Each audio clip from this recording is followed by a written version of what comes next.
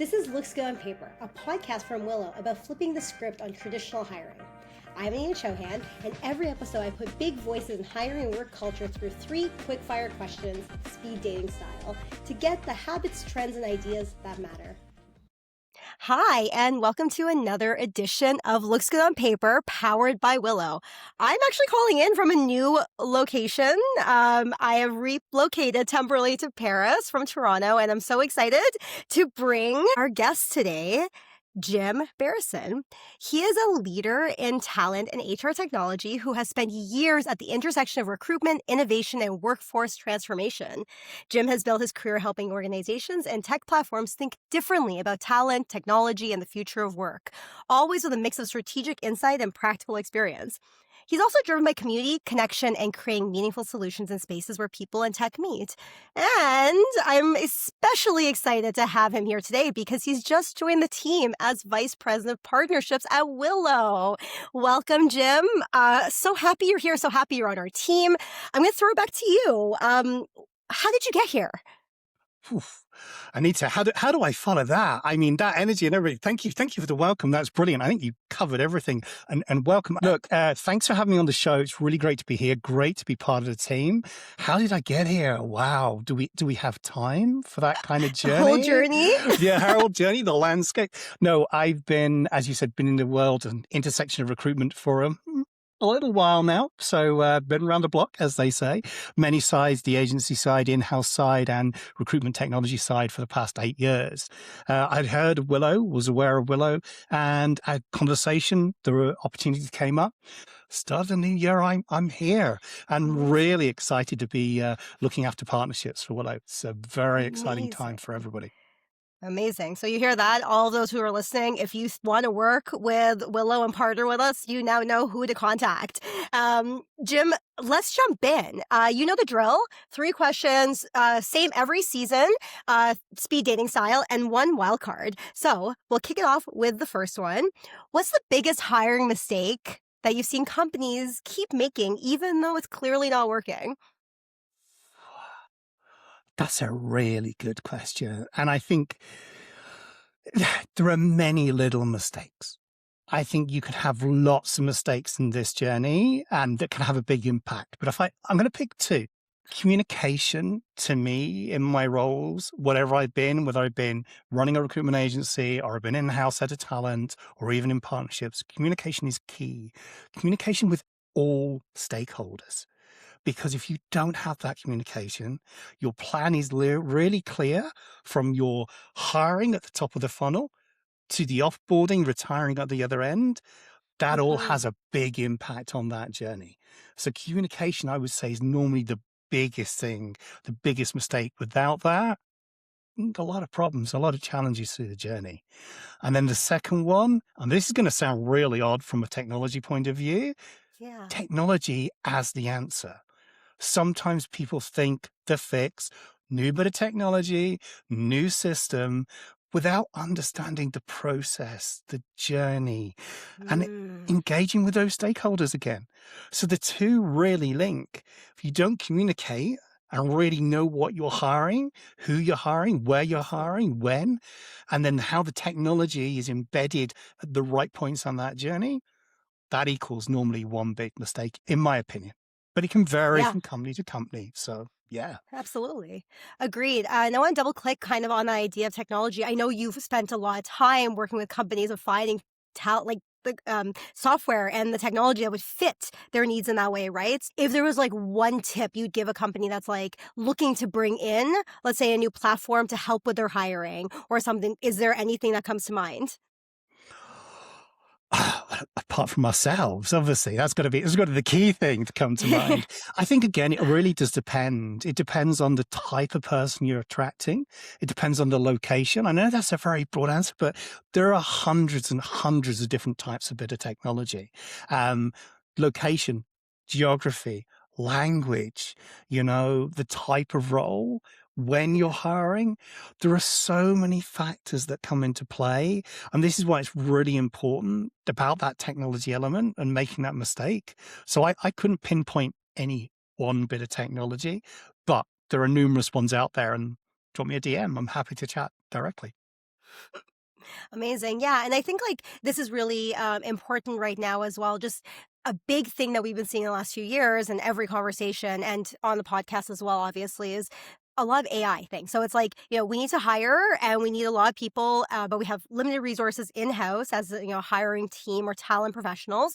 So let's just throw more tech at it. Let's throw AI at it. And, I just go back to what you said with your first point. If there's no communication, there's no clear idea of what's needed from the top or even between those stakeholders. Bringing in a tool could actually make it harder for that individual hiring manager to do their job well. 100%. And as you say, exactly in today's world, there's a lot of noise and there's a lot of confusion around AI as well. Artificial intelligence versus assisted intelligence, decision-making intelligence, which we all know is a road some of us don't want to be going down now, has a big impact. So I think it's really important. And that understanding, you need to understand what good looks like.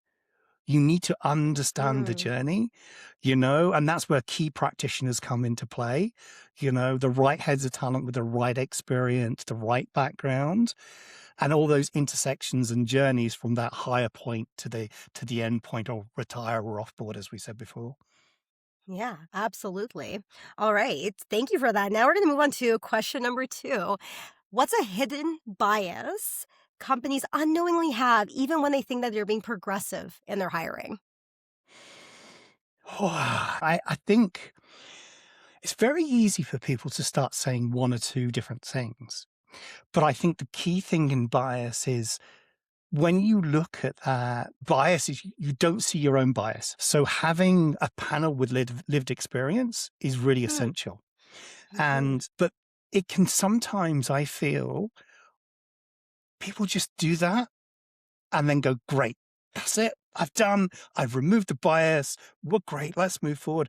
When actually you've got to keep stopping. You've got to keep asking questions. You've got to make sure that's measurable. You've got to keep asking yourself. You've got to keep asking those people you've brought in support to make sure that that bias hasn't changed. Because we all evolve, we all change, we all grow. So reviewing, going back, looking at the points, going on that journey, making sure everything's running correctly, making sure that the world hasn't changed, Yeah. but you have. It's true. Things are changing so fast. I think, to your point, I think there was somebody in season 1, maybe it's my friend Martin Hawk, who was speaking to this as well, where it's like there's also biases that we don't know. We have unknown biases, and we have to continue checking ourselves against this over time. We're all seeking those great performers, but depending on this company you're at, you're not going to need someone from one of those big companies. You need someone that's going to be right for your stage and finding that fit and comparing your bias, not only looking for those big names or looking for people that look like you, right, is really important. It's so true. And that fit's a really good point. Is it a fit or is it an addition? Are you wanting to replicate the same, or you wanted to add something deeper and richer and continue to add? So yeah, there's so many little things in that journey, and looking at, and you're right, the size of the business, the type of business, the location, what you're offering. So it's more complex than people think.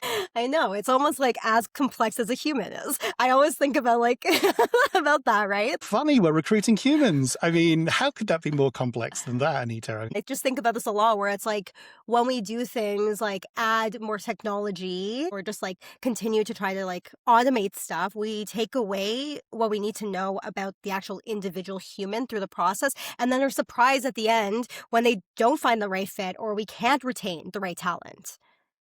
Yeah. Well, that comes back into, how you translate what you're and who you're looking for, that type of individual. Yeah. And that does start at the start of the journey, and it has to be equal as well to that attraction. So yeah, you're absolutely right.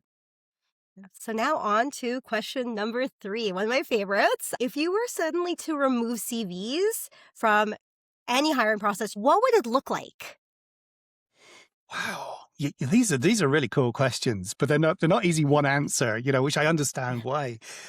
I think, over my journey and my career, I've been around a little time, my first time with CVs were paper. So when you got a CV, you had it come through to you. We used to fax. Yes, I know, that old fax CVs out. And that ability, when computers came in and CVs were able to send via a computer, it took me a long time not to print off a CV. Not to Really? tangibly hold it. Yeah, I had to feel the CV, had to read the CV in my hands rather than on the screen. So I think what would that look like? I think, again, it really depends on the type of person, the type of business that you're in, and also Mhm. equally, how are you demonstrating that need for that person?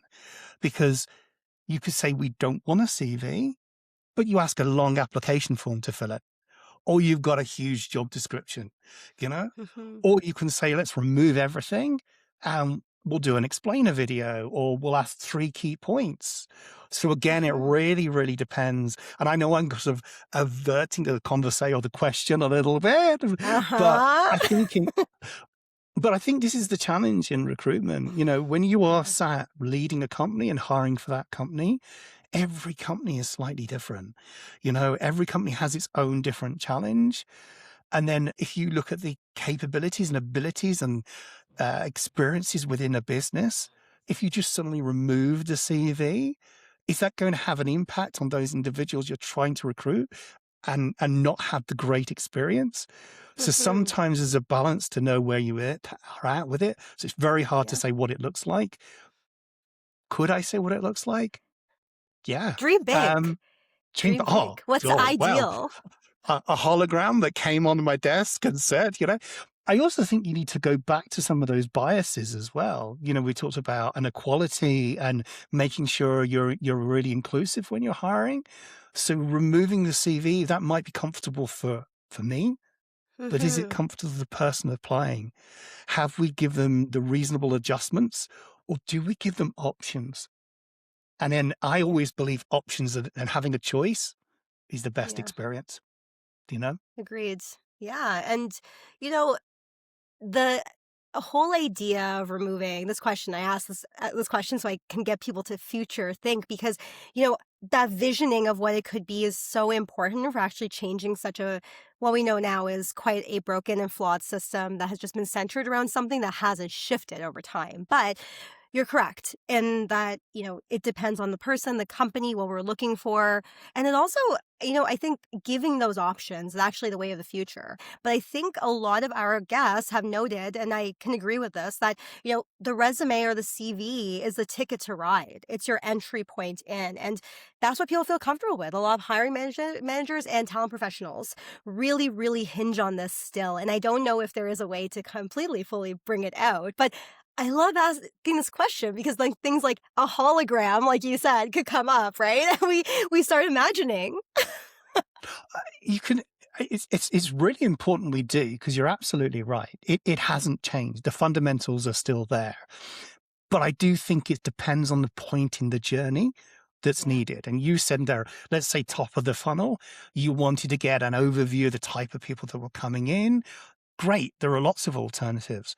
When the hiring manager is going through the next stage or a certain stage, could you give an individual an open sort of book to say, look, present to us, your history, Yeah. your background? A lot of the time when I'm connecting with people, I will share my LinkedIn, because we know LinkedIn is there. It's a profile. It gives you a snapshot of Mhm. somebody's history. Does it give you a snapshot into that person and as depth as you could with a Willo or any other similar kind of tool? No, it probably doesn't. But again, it depends on the needs and the people through Agreed. that journey. So go Mhm. back to question one, communicate that journey, and then you understand the stakeholders, and then you can remove it. You could remove Absolutely. it on that journey. So, in my opinion. Absolutely. So, Yeah, I could see it. I could see it. And that's what that whole exercise is, right? Maybe we don't think about removing the CV because we are unsure of what could come next. We can't even think that far, right? So I love the idea of what's a world that CVs look like. But all right, let's move on. Oh, go ahead. Go ahead. Go ahead. I was going to say future thinking is key, because Yeah. that is part of the challenge. You mentioned that recruitment is fractured. I wouldn't always say broken. I think we've over-engineered recruitment. We've added Yeah. layer after layer after layer Mm-hmm. and complexity over what is very simple journey and process over the Yeah. years. And some of that layers that we've added are actually to benefit internal teams rather than the candidate experience.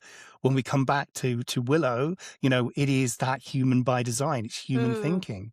So I think that's really important when we future think and think about the human in that journey as well. And I want to kind of double click on what you had just said around this idea of over engineering systems. So what would what would you see is like maybe a trend or something that might be coming down the pipeline for hiring? If you go back to our first question, you answered like a good technology, right, is important in the hiring process. Let's marry that together. Like if we're going to avoid over engineering, but we need technology, do you have any thoughts on that? Yeah, it has to be human-centric. We talk about AI at the moment, and I think the challenge with AI from all parts is decision making. We want AI to assist us. We're in a bit of a quandary, aren't we? So if that technology comes in, we want it mutually to assist on that journey. It has to assist us as professionals so we can be more human, and it has to assist the people applying and individuals applying so they can be themselves.